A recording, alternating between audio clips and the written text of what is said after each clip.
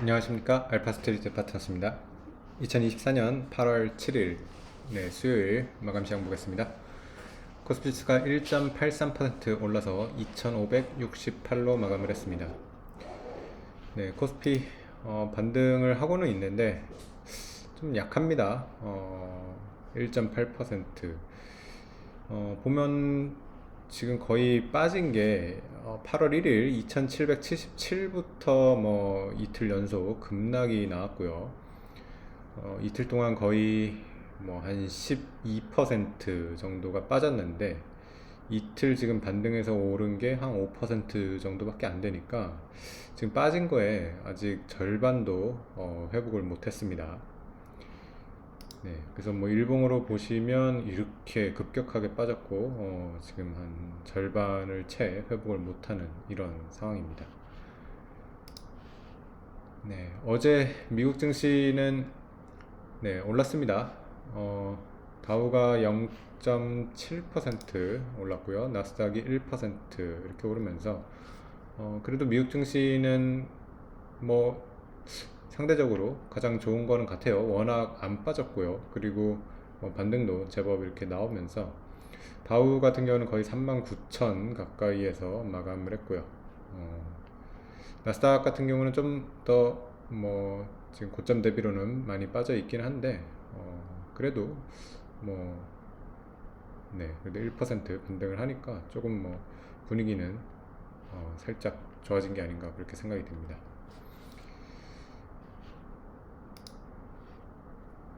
어제 미국 증시 주요 종목 보시면 일단 엔비디아가 거의 4% 가까이 반등을 했고요. 그리고 메타도 4% 가까이 반등을 했습니다.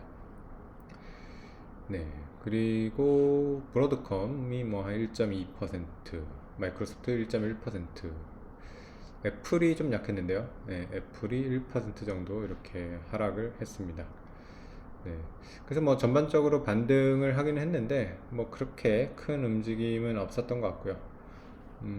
실적 발표가 있었던 캐터필러가 조금 좋았습니다. 3% 정도 이렇게 올랐고요. 그 외에는 뭐 그렇게 큰 움직임은 없었던 것 같습니다. 근데 사실 오늘 이렇게 반등을 좀 한 거는 미국 시장이 뭐 반등한 것도 있겠지만은 장중에 좀 그래도 괜찮은 소식이 나왔어요. 오늘 우리 시장 같은 경우도 사실 장 초반에 거의 상승을 못 했거든요. 거의 보합 수준에서 출발을 했는데 10시 이후에 이렇게 쭉 올랐죠. 그렇게 오른 게 일단은 일본 지금 통화정책 영향을 받고 있습니다. 지금 우에다 총재죠. 일본 예전에 이제 쿠로다 총재였는데 우에다 총재로 이제 바뀌었는. 그리고 지금 우에다 총재가 그렇게 얘기를 했다고 합니다. 지금 보면 금융시장 불안정하면 금리 인상 안 한다. 그렇게 지금 얘기를 해가지고 사실은 이번 지금 폭락 사태의 주요 원인 중에 하나가 엔화 강세였거든요. 그래서 엔화 강세가 되면서 엔캐리 청산 이런 것들이 지금 문제가 된 걸로 좀 얘기가 되고 있는데 이게 이제 일본이 얼마 전에 이제 금리를 0.1에서 0.25로 올리면서 좀 트리거가 됐는데 일본 은행에서도 그런 걸 좀 알고 있는 것 같습니다. 그러면서 금융시장이 만약에 너무 엔화 강세 때문에 불안정해지면 금리 인상을 안 할 거라고 이렇게 얘기를 했습니다. 어쨌든 이거는 통화 완화적인 통화 스탠스라고 이렇게 보여지고요. 확실히 그 미국의 이런 양적 완화, 미국의 이제 유동성 이것도 중요하지만 그 다음으로 중요한 게 확실히 일본 쪽에서 나오는 유동성인 것 같아요.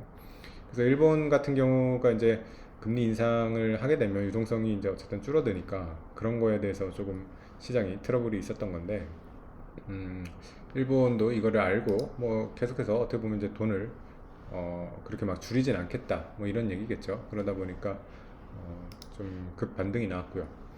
니케이 같은 경우는 오늘도 2.5% 이렇게 오르면서 니케이는 거의 뭐 하락폭을 다 돌렸습니다. 그래서 참 우리랑 너무 좀 대비가 되는 그런 모습이 아닌가 그렇게 생각이 됩니다.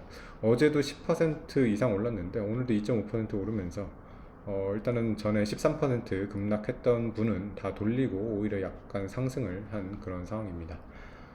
네. 그래서 우리는 저번에 이제 8% 넘게 하락한 거를 아직도 좀 못 돌리고 있는데, 적어도 일본이랑 보조를 맞추려면 한 2600대 이상은 갔어야 되는데, 정말 또 우리 시장만 이렇게 더 하락을 해버리는 그런 상황이 되고 있습니다. 아무래도 한국 시장은 계속해서 안 좋은 게, 외국인이 어제도 그렇고요, 오늘도 사지 않았습니다. 약간 매도로 이렇게 잡혔습니다. 그래서 이틀 동안 반등을 하는 동안에도 외국인은 매도를 했고요. 우리나라 시장이 안 좋은 거는 뭐 여전합니다. 오늘도 뭐 몇 가지 뉴스가 나온 게 있는데, 일단은 두산 사태 이거 계속해서 뭐 문제가 되고 있었고, 사실은 금감원에서 이제 정정 요구를 하면서 일단 제동이 걸리는가 했는데, 이번에 2주 만에 바로 정정 보고서를 제출을 하고 합병 비율도 그대로 지금 밀어붙이고 있습니다. 그래서 사실상 그 정정 보고서를 요청했을 때 거의 이거는 철회를 하지 않겠나 이런 관측도 있었는데, 전혀 지금 철회는커녕 합병 비율도 바꾸지 않고 그대로 지금 밀어붙이고 있습니다. 그래서 이렇게 지금 투자자들의 재산을 강탈해가는 이런 행위가 용납이 된다고 하면, 정말 뭐 우리나라 시장은 거의 뭐 끝나는 게 아닌가 이런 생각이 듭니다. 그래서 어쨌든 이렇게 주주가치 훼손은 여전하고요. 그리고 또 한 가지 보면 이런 것도 지금 문제입니다. 보면 이제 경영권 프리미엄에 관한 얘기인데, 한양증권 같은 경우가 이번에 좀 이제 매각이 됐는데, KCGI 이제 뭐 사모펀드 이런 데서 매수를 하려고 했는데, 지금 주당 6만 5천 원을 제시를 했습니다. 근데 주당 6만 5천 원을 제시를 했는데, 지금 한양증권 보면 16,000원대고요. 더군다나 이게 지금 매각이 될 것 같아가지고 굉장히 오른 가격입니다. 이게 이제 예전에는 거의 만 원도 안 되는 가격에 거래가 되고 있었고요. 그럼 만 원으로 잡아도 지금 6배에서 7배 수준의 지금 매수를 하겠다고 하는 건데, 이거는 누가 가격이 잘못된 걸까요? 그만큼 지금 우리 시장은 전혀 이런 일반 주주들의 어떤 권익이 지켜지지가 않다 보니까, 이런 경영권 프리미엄도 전혀 누리지를 못하고 있고, 이게 우선주가 아닌데도 그렇습니다. 지금 보통 주인데도 경영권 프리미엄이라는 건 전혀 우리 시장에서는 존재를 찾을 수가 없고요. 그러다 보니까 이렇게 지금 가격 차이가 굉장히 많이 나고 있습니다. 지금 6배, 7배씩 이렇게 차이가 나거든요. 이게 이 회사만 그런 게 아니라 우리나라 시장 전체가 거의 그렇다 보니까, 사실 경영권 프리미엄만 제대로 받을 수 있어도, 이제 미국 같은 경우는 그렇죠. 그래서 미국 같은 경우는 인수를 한다고 할 때도 일반 소액주주 지분까지 100% 인수를 해야 됩니다. 그래서 경영권 프리미엄만 제대로 받아도 지금 뭐 6배를 잡는다 그러면 코스피가 15,000 이상이죠. 그래서 이런 주주가치만 제대로 지켜져도 코스피가 만에서 2만 정도는 가는 게 거의 정상적인 그런 시장이라고, 시장 가치라고 이렇게 볼 수도 있거든요. 그래서 참 얼마나 지금 우리나라 시장이 왜곡이 심한가 이런 걸 좀 알 수 있었던 그런 사례가 아닌가 싶습니다.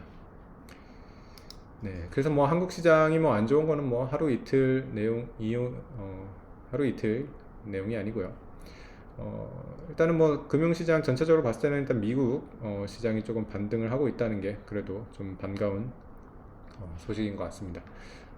미국이 일단 1% 상승 마감을 하고, 그리고 추가로 선물 시장에서 지금 0.5에서 나스닥 같은 경우는 0.8 정도 이렇게 반등을 하고 있어가지고, 확실히 일본 은행의 좀 완화적 스탠스 좀 도움이 되고 있는 것 같습니다. 그리고 이제 미국이 내일 이제 또 고용 지표가 이제 또 나오는데, 계속해서 이제 미국의 좀 지표들이 나와요. CPI도 나올 거고요. 그리고 실적도 나올 거고요. 좀 어쨌든 시장이 흔들렸던 이유가 미국의 이제 리세션 공포 그런 것들이 일단 기저에 있었기 때문에, 그런 것들을 좀 불식시켜주는 그런 데이터들이 좀 나오기를 기대를 해 보겠습니다. 그래서 뭐 그런 좀 괜찮은 데이터들이 나오면 이번에 폭락 사태가 그냥 좀 해프닝으로 지나가지 않을까, 그렇게 생각도 됩니다. 그래서 뭐 상대적으로 미국 증시 강세는 여전하니까요. 뭐 종목들 이렇게 투자를 한다 그러면 여전히 뭐 미국의 빅테크들, 뭐 비롯해서 이런 좀 우량한 종목들이 유리하지 않을까, 네, 그렇게 생각이 듭니다. 네, 오늘 시황은 여기까지 하겠습니다. 감사합니다.